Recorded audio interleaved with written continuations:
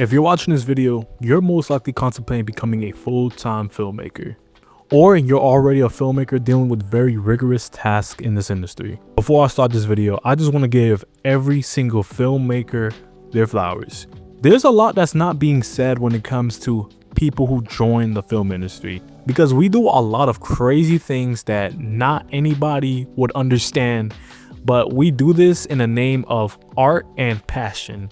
So I just wanted to say this to anybody who's ever felt like what they're doing has literally no meaning, because I know I've always felt that way, especially when I feel like what I'm doing is not leading me anywhere. I just kind of wanted to say that because not a lot of people understand what it takes to really be in our field. And for a guy who's been doing this for as long as I have, and I can honestly say this has been one of the most craziest roller coasters of my entire life, and I honestly have zero regrets. So I just wanted to kind of just point that out there before I start the video. What's up, guys? Before I dive into this video, I just want to let you guys know that editing will be changing pretty soon. I want you guys to check out this amazing preset pack made for creators by creators. Introducing our Cityscape pack. This pack was developed for creators who are looking to find more interesting ways to start off their videos. I use this pack whenever I'm starting event videos, music videos, or even my videos. There's a bunch of cities that inspired this pack as well, such as Miami, Houston, Las Vegas, LA, New York, Chicago, and even more. These packs are the future, so you definitely don't want to miss out. Link in the description. It's honestly a humbling experience being in this industry. To say that this journey was easy is definitely an understatement. I have personally dealt with the highest of highs and the lowest of lows, but what this taught me over the years was the experience that I need to move forward. And with this experience, I am actually fortunate enough to actually sit here on camera in my living room in my home, which is being funded by my film career.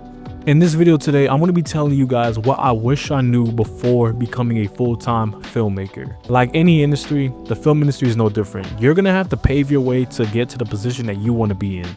This means doing a lot of free gigs and a lot of favors. You're going to be put in some positions where you need to set some boundaries. And by this, you're going to find out what exactly is your non-negotiable. There's going to be a lot of moments in this industry where people want you to come out for no monetary value. In other words, you're just not going to get paid.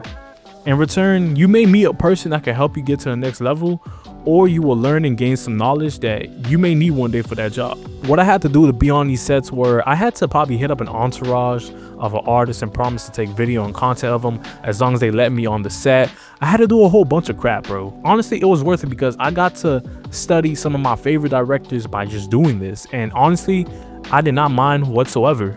This is something that I still do to this day, where I try my best to connect with filmmakers that I admire. So I never feel like I'm personally losing something when I come out to learn as a filmmaker, because at the end of the day, I still feel like I'm a student of the game. This is my craft, and I want to dedicate my entire life to learning this craft and being the best version of myself regarding film. But at a certain point of your career, you're going to realize that you need to make some money. And to make some money, you have to actually set up your non-negotiables. So you get to this point in your career where you're no longer the guy who looks out, who wants to do free work. You want to get paid now because you damn well deserve it, understandably so. So the mistake I did back in the day, I didn't really know how to set up my non-negotiables. So I used to get priced very low for the content that I was providing, and I didn't like it. But eventually I learned to set up my non-negotiables so I could feel like I'm still taking a W in some cases. So if somebody contacts you and they want you to do a barter deal where they're exchanging their connections for your content, and you just feel like this is really just not worth it, you can hit them with your non-negotiable. There's going to be times where you realize that this even exchange is not really providing you a lot of value. In fact, you may feel like you're providing more value than they are. So in this case, this is kind of where you have to develop your non-negotiable. As a filmmaker, you're going to get hit with this a lot, meaning that you have to honestly just set this boundary within yourself or that person and just let them know, hey, this is my non-negotiable. Your non-negotiable is whatever you want it to be. This right here is the number that I can possibly do if you really want me here that bad, and I can't go any lower than that. And when you have that, there's absolutely nothing wrong with that. So let me just give you a quick example. As a filmmaker, editor, DP, marketer, I constantly have to remind myself what are my non-negotiables. My non-negotiable for a 12-hour day for just directing only is $1,500. That is the lowest I am willing to go whenever I am directing anything. It depends probably on the relationship, on how long the shoot is, how extensive the shoot is. It truly depends on a lot of factors, but as long as you have this non-negotiable, you cannot go below this specific number, and you want to live around this number for such a long time. If I had one thing, I really wish I could have gone back in time and try to lock in as much retainers as I possibly could before the industry went. Because, and I could be just speaking for myself, but no one's not spending a lot of money right now. So when it comes to our industry, you gotta have to think about what happens when there is inflation and there's a lot of things going on. The first thing that gets cut is typically entertainment. So what happens is you need to align yourself with businesses that you know for sure, no matter what happens, what circumstances is happening, you know for a fact that they need video. So what I've done now is I've aligned myself with certain businesses, and we have retainer agreements, meaning that I constantly get paid every month to create their content for them. At this point in my life, I'm very happy with the retainers that I do have with few businesses, because these retainers right now are honestly paying my bills. And I don't mind being very transparent with you guys, because this is really what it is right now. I encourage every creative to have at least 2 retainers under their belt. Don't niche down, be the jack of all trades, period. At a certain point in my life, all I ever wanted to do was just shoot music videos and only music videos. I wanted to be branded as a music video director because I looked up to a lot of great filmmakers who do music videos. Over the number of years, I started realizing that it's actually better to be known as a director or marketer who can do any and everything. A year ago, I actually did my first ever fashion film, and to this day, sometimes I still can't believe that actually was done by me. The reason why I say that is because I've never touched anything near the film industry until of June 2022.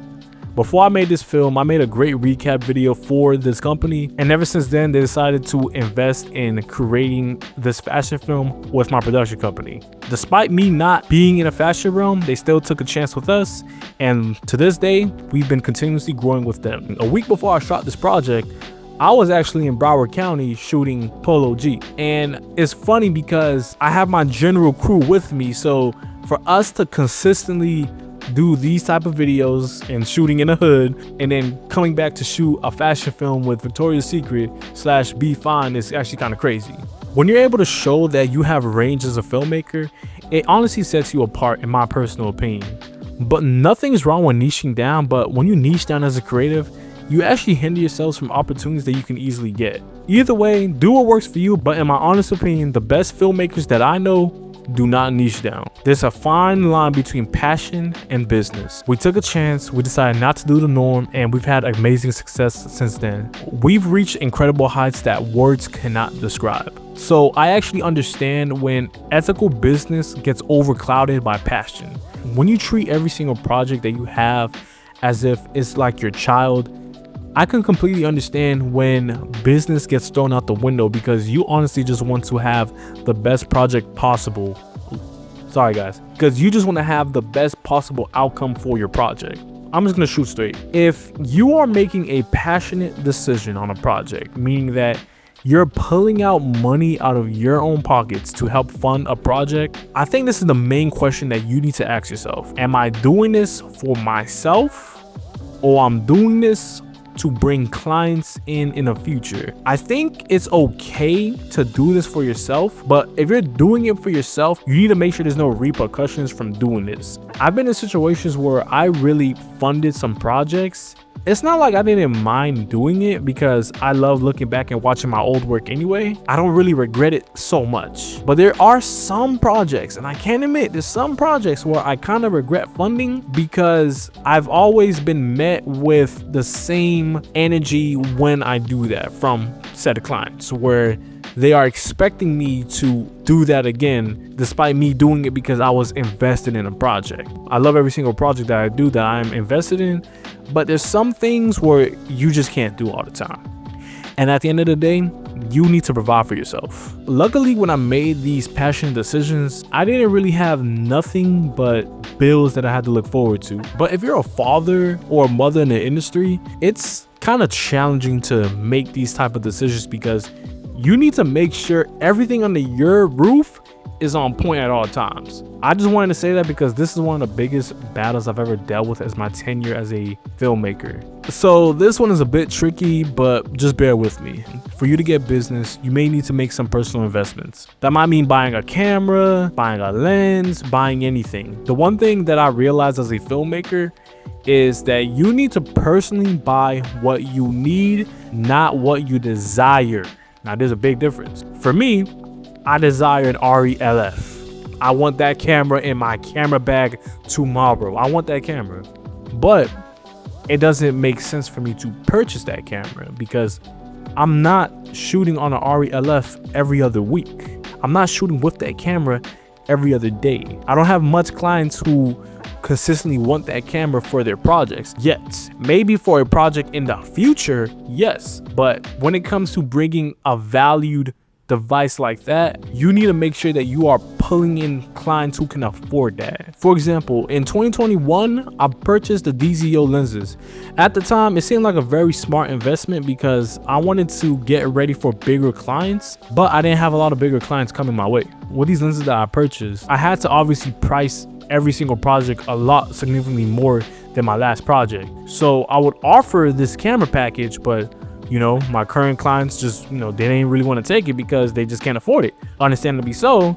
After a while, I started realizing that these lenses are collecting dust, and I think I bought these for no reason. And I have a better chance at just renting these out when I need these, so I decided to just sell it.